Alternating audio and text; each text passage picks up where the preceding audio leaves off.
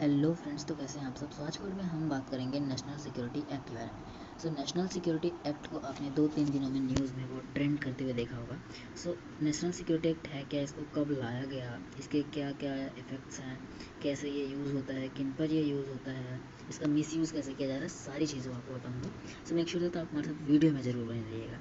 जो national security act है ये 1980 में आया था, जो कि सेंटर और स्टेट गवर्नमेंट को किसी भी इंडिविजुअल को डिटेन करने की या फिर इसको एक्टिंग मैनर्स जो कि वो कोई एक वॉलेट मैनर करता है, जिससे कम्युनिटी को, वो मास कम्युनिटी को अपनी तरफ अट्रैक्ट करता है, किसी दूसरे की जब भड़काता है, आप ऐसा समझ लीजिए। तो उस समय पे उस पर्सन को, उस इंडिविजुअल को हम डिटेन कर सकते हैं। गवर्नमेंट ऑफ इंडिया डिटेन कर सकती है prejudicial to defence of India, India की डिफेंस के लिए, इंडिया की रक्षा के लिए, नेशनल सिक्योरिटी के लिए उस पर्सन को डिटेन किया जा सकता है।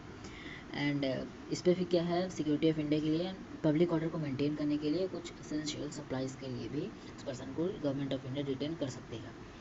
अब हम देखते हैं कि न्यूज़ में क्यों थी।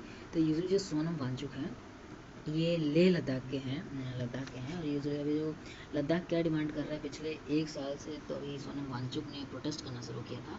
और उसके पहले भी लद्दाख डिमांड कर रहा था कि उसको स्टेटहुड दी जाए, मतलब लद्दाख को स्टेट बनाया जाए। अगर स्टेट नहीं भी बनाया जाए तो नॉर्थ ईस्टर्न स्टेट्स जो हैं उसमें शामिल किया जाए, क्योंकि वहाँ पे जो अभी रिजर्वेशन है बहुत कम है, अनएम्प्लॉयमेंट बहुत ज़्यादा है। तो इन सब चीज़ों की वजह से सोनम वांगचुक जो है सोशल एक्टिविस्ट, उन्होंने क्या किया कि प्रोटेस्ट करना शुरू किया।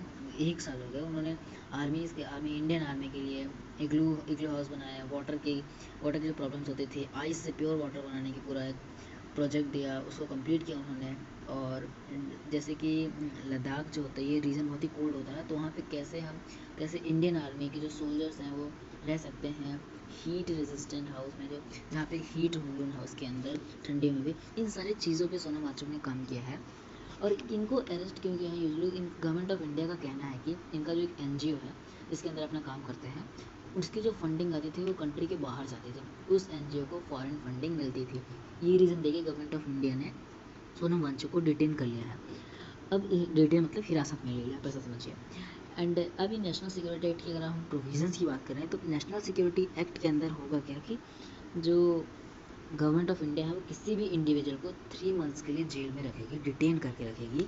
और उस 3 मंथ्स में उसके सारे फंडामेंटल राइट कैंसिल हो जाएंगे, वो चार्जशीट नहीं फाइल कर सकता है, और उसको एंटीसिपेटरी बेल नहीं मिलेगी। यानी वो पहले जाके अपना अगर क्राइम को एक्सेप्ट कर लेता है तो उसको उस टाइम पे भी बेल नहीं मिलेगी, एंटीसिपेटरी बेल नहीं मिलेगी। और भी सारी चीज़ें, फंडामेंटल राइट तो कैंसिल हो ही जाएंगे, वो लॉयर्स नहीं हायर कर सकता। मतलब 3 मंथ्स के लिए उसको कंप्लीट जेल हो जाएगी। इस पर 2 केसेस हैं कि जो गवर्नमेंट ऑफ इंडिया है वो 3 मंथ्स का जो टाइम ड्यूरेशन है उसको एक्सटेंड भी कर सकती है, कोई एक्ट पास करके, कोई एक और लॉ पास करके। कहाँ पे,